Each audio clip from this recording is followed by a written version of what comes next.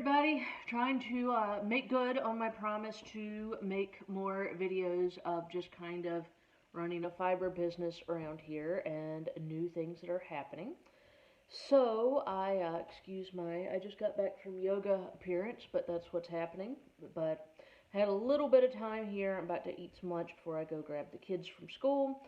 And one thing I was thinking about, because I have been, I don't know, sometimes I feel like I have so many goals and I'm just like running in all these directions, but I have like goals and that's great.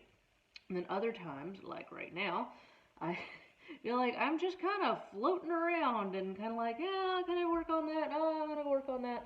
And so that's where we're at currently. And I think one of the big reasons that I'm feeling that way, and I was curious about everybody else, was I feel like with, at least from my perspective, the fiber world usually has all of these, we have fiber markets and, all the different festivals and fiber festivals and yarn festivals and all the festivals. And they, of course, all got canceled this year, which was really depressing for Heidi and I. Because some of them, she's like the queen of festivals, and I tag along to some of them and learn her ways. But, so we had things that we were booked for and we were excited for, and then, of course, the closer you got to them, they all canceled. So we're hoping next year will go better. But as a result of that, all of these people, like these big fiber festivals or yarn festivals, all were like, well, we'll just go online.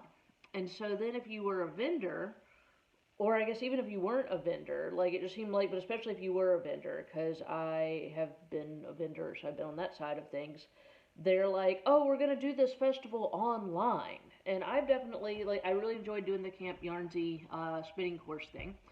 But I feel like, y'all, there have been so many, that was my question, is as consumers of the fiber arts, or if you also have a business and are maybe on the same side as me, are y'all like going to all these?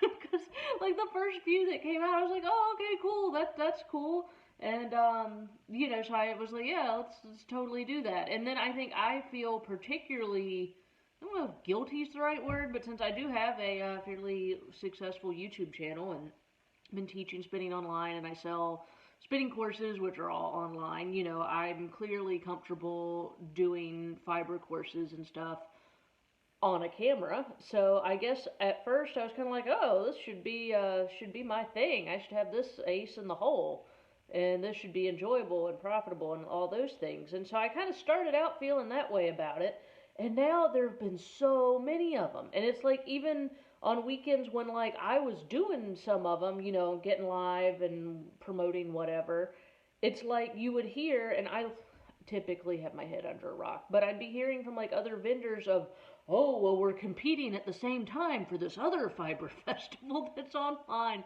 that's like bigger, newer, whatever. And I of course have no clue because I never pay attention. But I'm just like, why are we doing this? So I don't know. I feel like I've done enough of them now, but then like you feel bad as a business owner. And especially, like I said, me, where I feel like I'm not just a business owner, but I'm a business owner that has so much digital content that I'm like, I should really be showing up for these. And I really think that it's kind of added to a general feeling of just, with me. So I was curious if anybody else, like, are y'all going to these? Like, are people going to these and, like, buying stuff? Because I feel like if it's something that, with me, I was mainly promoting my local wool. Because Crafty Housewife Yarns, we're kind of like, we're cranking along. We know what we're doing for the most part. So, and not so much even my own personal business, but I've been really trying to use them as a platform to promote just awareness of my local wool, because I feel like it's not, even though I'm the owner, I feel like it's not really my thing. It's like my job to promote all the other people that are on there as far as just guilds and educators and farmers and all the people. So I think I feel like it's my duty to like try to represent and spread the word, and so that's what I've been trying to do with that. But then I start kind of wondering, like, is anybody actually out there paying attention? Like, it kind of starts to feel like there's so many of them now that it's just kind of like yelling into a void. So I don't know. I think I'm gonna have to I was asked by the Hand Spinners Guild of America, because I was supposed to be at their big convergence. I was a vendor, and I do currently have a coupon code that they are touting in their Spinners Week. So I will try to link all that below. That way you can have the coupon code. So I did submit, like, you know, discounts and specials for their Spinners Week thing. And I mean, the Hand Spinners Guild of America, that's like a big deal. And I know there was a lot of people that were vendors are all doing, like I said, what I'm talking about, where like you have a time slot and you go on there and, like, you know, do your dog and pony show and try to like sell your stuff. And I don't know, guys, I just got tired. And we've got so much other stuff going on with our businesses that I just kind of was like, I don't know. I want to ask people, are you actually attending all of these online fiber festivals and like buying things, or is this something that like vendors and festivals are just doing to make ourselves feel better because all of our events got canceled? I don't know. So, yeah. Anywho, I have definitely done my fair share. I will continue to be promoting, of course, my courses and my local wool. So, you know, I'm not stopping that. I was just kind of curious because I definitely feel like the amount of those has definitely been adding to my personal work fatigue with just not knowing if it's helping. So, anyhow, that's what I was pondering as I was driving home and was like, I will ask the good people of YouTube and see what they think. So anyhow, let me know. And if that is something you're really enjoying, then that will help me be more excited about promoting things, because I'll feel like I'm not just talking to myself. Because I really enjoy this YouTube channel. So I think that was kind of my thing, is like having to polish up and, you know, act like a real person and try to convince these people that didn't know me that like they should know me and that they should like me and that they should go check out my local wool or, you know, my courses or whatever. Like, that was just getting exhausting. Like, having my actual YouTube channel I love, because I can just be like, hey, let's talk about spinning or kids or, you know, burritos, like whatever. And that's much more, I am much more comfortable showing up as myself than trying to show up as like Aaron James, official business owner. So just curious where y'all were at with that, because I will definitely put forth an effort if it's worth it. But now I have to, speaking of burritos, I'm going to go heat up some soup for lunch. So y'all have a good one. Okay, something I always like to show y'all in these exciting things that have come in the mail, and this might be the craziest looking braid I've ever seen. And I've got 4 of these, and I am I'm personally torn on whether or not to spin them into yarn and then keep them for myself. Do I spin them into yarn and then sell them, which is what I normally do? Or do I sell the roving because spinners want to buy it and spin it for themselves? So I don't know. I'm conflicted. And the reason this looks like the longest, craziest braid ever, this actually should be 4 ounces, is this is a double-stranded, let me find the right end. This is, it's pencil roving, I can't even find the right end. Where's the right end? It's over here somewhere. Pencil roving is, like, roving that's about yay big, instead of, like, you know, in a big hunk, it's about that big. So, here we go. Here's the correct end. And, so it is, that comes from the mill, and it's about yay big versus like a big chunk. And the fun thing about pencil roving is, y'all know, if you've watched any of my spinning, like how-to spinning videos, like the first thing I always tell you to do with a braid is I'm like, strip it down, then you can spin from it better. So pencil roving saves you the trouble, it's already stripped down. So what I did was, one of our dye people, one of our dye teams with Crafty Housewife Yarns dyed this, and we were playing around with colors, and it turned out really, really pretty. And it was on her farm. She is a dye artist as well as a farmer.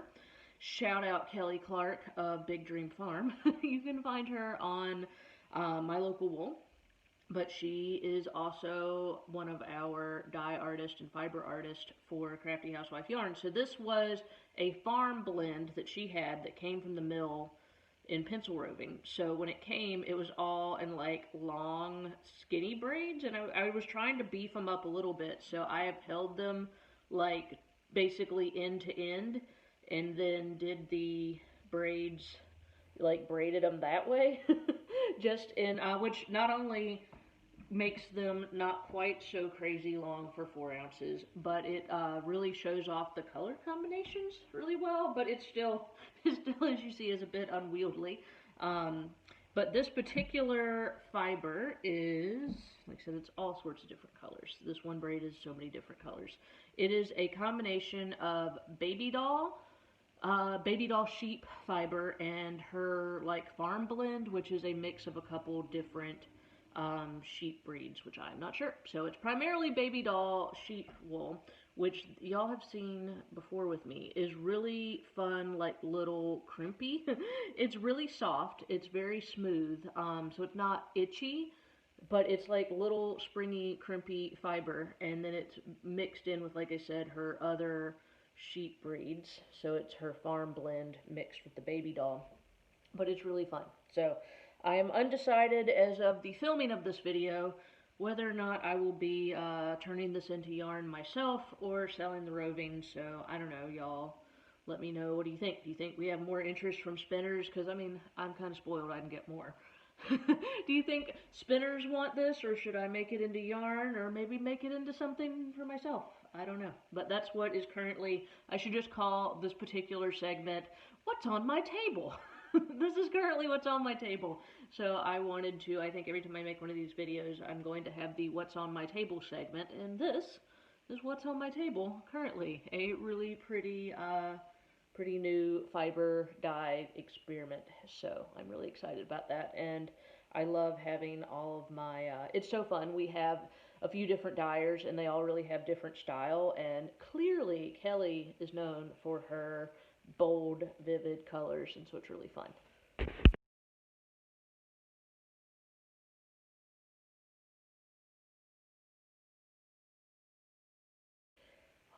Okay, another thing that I wanted to talk about this week was Spinperfect bobbins, and I have made a couple, I think like literally 2 videos on the Spinperfect product line, and Spinperfect is a sort of an offshoot company from Spinlution, which y'all hear me talk about all the time.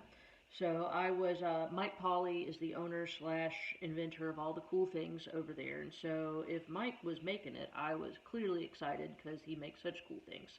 And this one is an 8-ounce honeycomb bobbin. And the reason I'm showing it to you is due to the amount of questions I get on these all the time, even though they are sold, if it used to have its own website. This is the news. This is the news.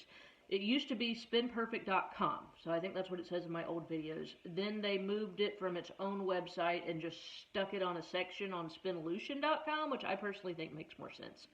I was not in charge of that decision, but I'm glad they made it. So it's now, if you want to buy them, you can get them either on the Spinlution website, just order whatever you want yourself, or since I was getting so many questions about them, and then people, you know, want to like combine orders with stuff, I was just like, well, we should add that to my site. So to my knowledge, I'm the only dealer currently who was weird enough to add the Spinperfect line of bobbins and all their different gizmos to my actual website. It's the same price. So, I mean, it's not, to you as a person, does not matter one way or the other. You can either buy them directly off, like I said, spinlution.com, or if you are already a customer of mine and you were like buying something else and didn't want to have to check out twice, you can buy them on my website. And so a lot of the questions I get on these is, why should I buy and this one's just cool because it's honeycombed. They're 3D printed. Most of them are black. So if you aren't into yellow honeycomb, most of them are black and kind of they look like cathedral arch windows, but I had to get this for my bee. Question I normally get is like, why would I want this bobbin versus, you know, the regular wooden ones, which are also fantastic? And the biggest answer for me is that these unscrew. So I should have done this before I made the video. But yes, you can unscrew them all the way on both ends. Oh my god, as you see, they really screw on there. And this end would come off too, so then you would have 3, you know, so imagine that down here, flat surfaces. So if you were traveling or just for storage, or if you're RVing or you have a tiny house, or if storage is just an issue, instead of having, especially with like the big old, this one's 8 ounce, so like imagine the 16 ounce, like those big bobbins. I've got, what, 3 16-ounce bobbins sitting around here. They take up some space, so being able to flatten them when you're not using them, I think is a huge benefit, and they're also a bit more lightweight. So if you are wanting to spin, which not so much an issue for bigger yarns, but if you're into spinning lace weight yarns, having the lighter bobbin, it's not a huge difference. I mean, the wooden bobbins are still super fabulous, but these are a bit more lightweight. That if you're really wanting to get those like crazy fast speeds, these on a Spinolution wheel, I mean, they're like the fastest thing I can think of as far as spinning goes. So lightweight for fine or fibers or lace weight yarn, and then flattening for storage, especially for the bigger bobbins, is what I would most like about them. So that's the question I've been getting a lot of here lately, especially since I sent out the email announcing that they were on our site. So there's more exciting things coming, including, you heard it here first, they are working on a, I will not release the official name because I don't know if it's official yet, but basically everybody's been begging Spinolution for years to make something similar to a woolly winder, or the woolly winder for Spinolution wheels. And so, as part of the Spinperfect line, like I said, I don't know all the details yet. They're coming out with something like that. And what that is it's like a little contraption that will go somehow on your flyer. And instead of you having to move the yarn up and down the pegs, it will kind of layer it on there for you, is my understanding. So as soon as those are available to be ordered, I will of course be buying one and making a video showing you how that works. So I'm pretty excited about it. But this was, like I said, they are on my website now. There's a couple different fun things, mainly bobbins, also drop spindles. I need to get some of those too. But those were, I've been getting a lot of questions about them lately. So those are the answers to the two most common questions with the Spinperfect bobbins.